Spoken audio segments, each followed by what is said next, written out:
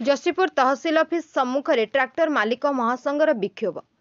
Jasipur tractor मालिक महासंघ पक्षर 5 दफा दाबी ने मयूरभंज जसीपुर तहसील ऑफिस सम्मुखें विक्षोभ प्रदर्शन कर जसीपुर ब्लॉक समेत ररुआ सुक्रुली और कुसुमी ब्लॉक अंचल मालिक सेमानक ट्रैक्टर गाड़ी धरी जसीपुर रामतीर्थ ठारे एकत्रित होते। प्रत्येक पंचायत थिबा बाली पत्थर मोरम कुआरी को टेंडर करा जिबा स आरआई मानक राजस्व आदाय क्षमता देबा सरकारी काम रे नियोजित करथिबा ट्रैक्टर मालिक मानक ठारू फाइन आदाय बंद करिबा पुलिस केस बंद करिबा मालिक और ड्राइवर मानक पई जीवन बीमा लागू करिबा आदि 5टी दाबी रहिछि दाबी पत्र रे।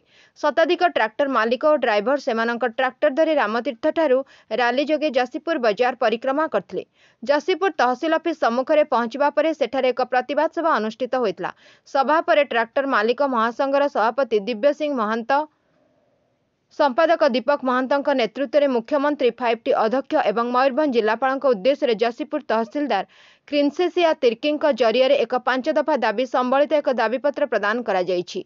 से विक्षोभ कार्यक्रम में अन्य मध्य महासंघ सदस्य संजीत महंत, दिलीप महाकुड़, हिमांशु बारिक, रुद्र महंत, धर्मेंद्र महंत, मनोज महंत प्रमुख समेत शताधिक मालिक ड्राइवर उपस्थित रहितले।